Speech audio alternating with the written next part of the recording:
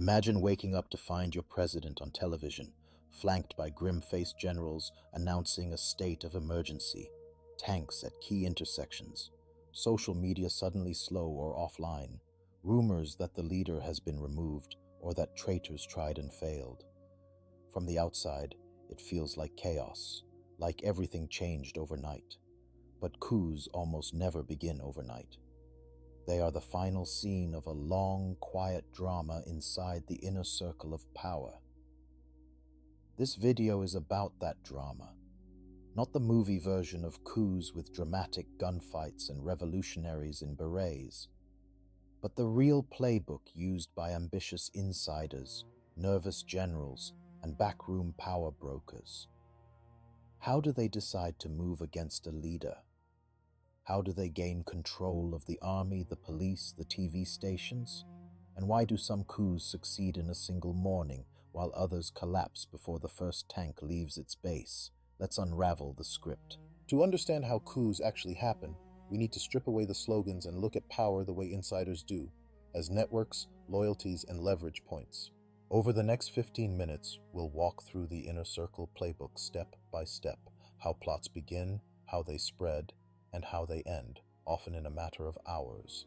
We'll draw on real cases from Latin America, Africa, the Middle East, and Asia, not to glorify coups, but to understand them as a brutal form of elite politics. You'll see why some leaders sleep soundly, and others constantly rotate their generals, reshuffle cabinets, and create rival security forces just to stay one step ahead. If you're interested in how power truly works, this is the kind of analysis most public speeches and textbooks skip. So if you haven't already, consider subscribing and hitting the notification bell so you don't miss the next deep dive. Then watch through to the end so the logic of the whole playbook clicks into place. Coups don't start with tanks. They start with conversations. Inside any regime, there are three overlapping groups: the ruler, the inner circle of elites, and the coercive forces, the military, intelligence, and police.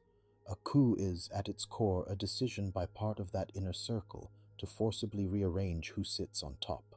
The spark is often fear. Generals fear being purged. Business tycoons fear losing contracts or facing corruption trials. Intelligence chiefs fear a rival gaining the leader's ear. When enough powerful people start believing that staying loyal is more dangerous than rolling the dice, coup talk begins. But these first conversations are extremely cautious. One wrong word to the wrong person can be fatal. So plotters speak in code, test each other's grievances, and carefully map who controls which units, who can turn off communications, who can neutralize the president's personal guard. Before any action, they build a mental blueprint of the state's nervous system. The moment a coup is even considered, everyone is obsessed with one thing: the military chain of command. Most modern coups depend on the armed forces, or at least on key parts of them. But the military isn't a single actor. It's factions, rival branches, and personal networks. Plotters first identify pivot officers, commanders who control strategic units, armored brigades near the capital, special forces, air bases, communications regiments. They don't need the whole army. They need enough of the right pieces to make resistance look hopeless. There are two classic strategies. The first is the broad coalition coup, quietly lining up support across multiple branches so that when the move comes, it looks overwhelming. The second is the lightning decapitation, securing just enough elite units to grab the leader and key ministries before anyone can react. Either way, the inner circle is playing a numbers game of battalions, loyalty, and geography long before any soldier steps into the street. In fragile regimes, leaders know the military is both their shield and their greatest threat, so they engineer the officer corps to prevent any single group from staging a clean coup. One common tactic is fragmentation, creating parallel forces: the regular army, a presidential guard, paramilitary units, intelligence troops, each led by a different loyalist, each watching the others. Another is patronage, showering certain officers with promotions, businesses, or control of lucrative smuggling routes, tying their fortunes to the regime. Leaders also play musical chairs, constantly rotating commands so that no general spends too long with the same troops. On paper, this protects against plotting. In practice, it can destroy professionalism and morale, which, ironically, may make a coup more likely if enough officers feel humiliated or sidelined. The inner circle, then, is a tense ecosystem of fear and favors. Every dinner invitation, every transfer order, every new security unit is read as a move in an invisible chess game. Plotters rarely announce, "We're planning a coup." Instead, they test the waters through what political scientists call coup-proofing failures and pre-coup signals. These are small cracks in the regime's armor that insiders notice before the public does. A key general is suddenly reassigned to a remote post and quietly refuses to go. Intelligence reports show unusual meetings between rival officers. A minister close to the leader starts moving assets abroad. The president demands loyalty oaths or purges mid-level commanders with no clear plan to replace them. Each move can either deter a coup or accelerate it. In this phase, plotters gauge three questions. First, how unpopular is the leader among elites? Second, how capable are the security forces of resisting? Third, how likely is outside intervention? If the answers look favorable, weak leader, fragmented security, distracted foreign powers, the window for action feels open. If not, conspirators melt back into routine, waiting for a better moment. An often invisible player in coups is the intelligence service. Its official job is to detect threats to the regime, including coup plots. But intelligence agencies are staffed by people with their own ambitions, grievances, and loyalties. That makes them both watchdog and potential conspirator. In some regimes, the spy chief is the kingmaker, quietly collecting compromising files on generals and ministers, deciding which plots to expose and which to let ripen. In others, the intelligence service is fragmented. Domestic security watches the army, military intelligence watches the politicians, and a special unit watches them all. For would-be coup leaders, gaining at least the neutrality of intelligence is crucial. If the spy chief is hostile, plots are smothered early, often with preemptive purges dressed up as anti-corruption drives.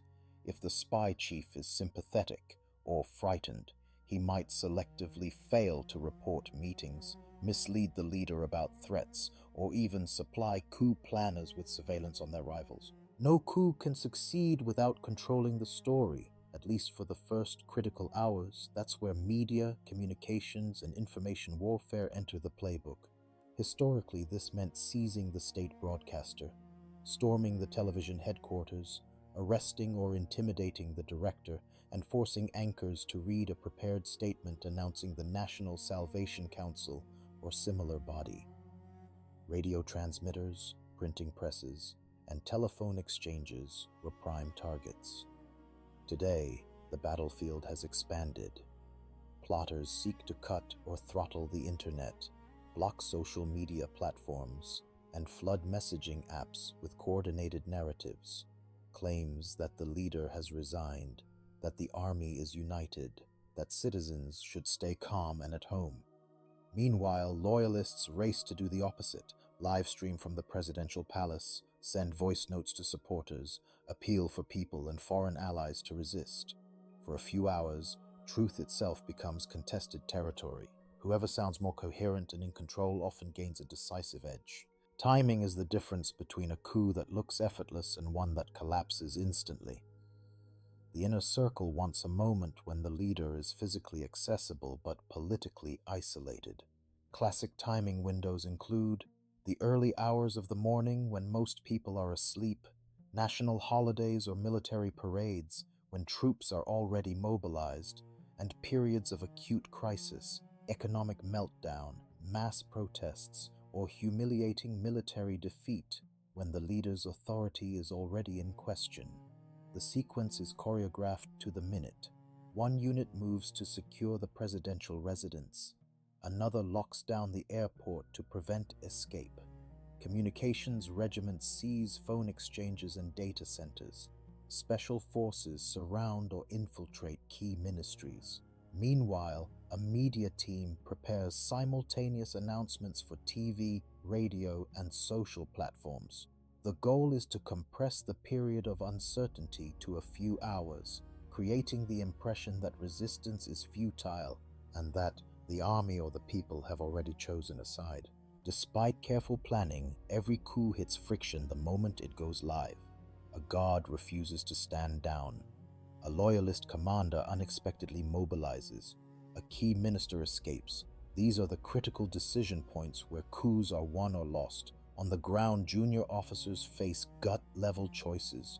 Do they follow the new orders from the conspirators or the old chain of command?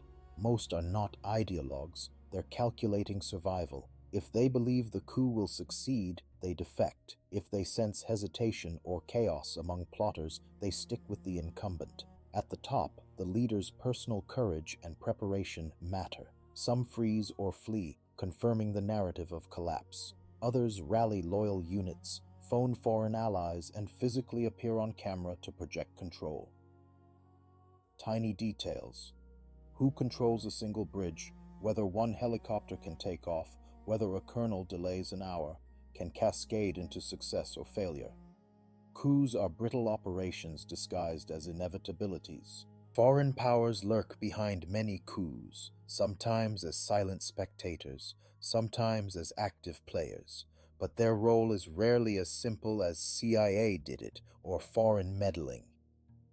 External actors influence coups in three main ways.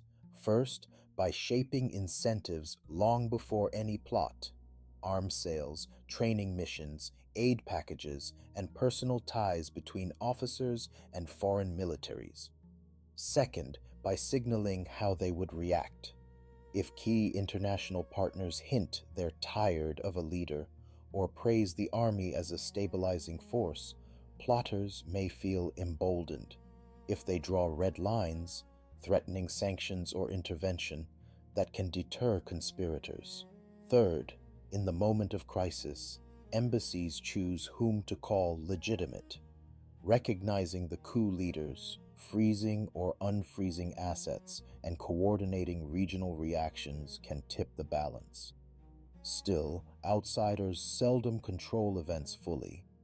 Internal elite calculations, fear, ambition, loyalty remain the core engine of most coups, even when foreign fingerprints are visible at the margins.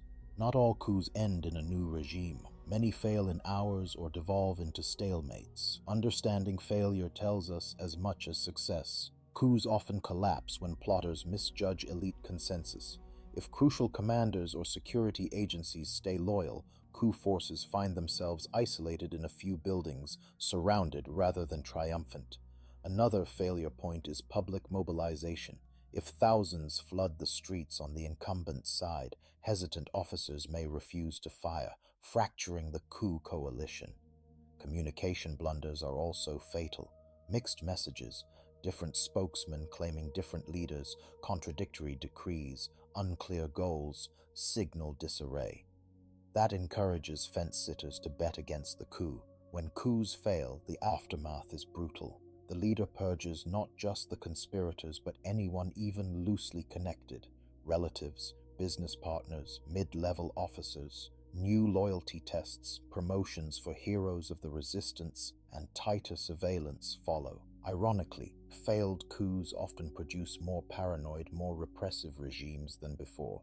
For ordinary people, coups are less about elite chess moves and more about sudden, frightening uncertainty. You don't know who is really in charge, whether to go to work, whether to trust the news, whether your community will be targeted.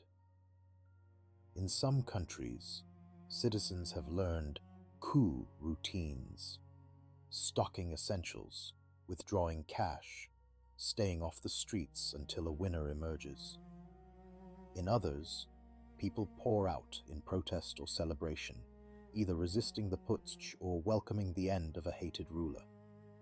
Social divisions, ethnicity, region, class, often shape who supports which side.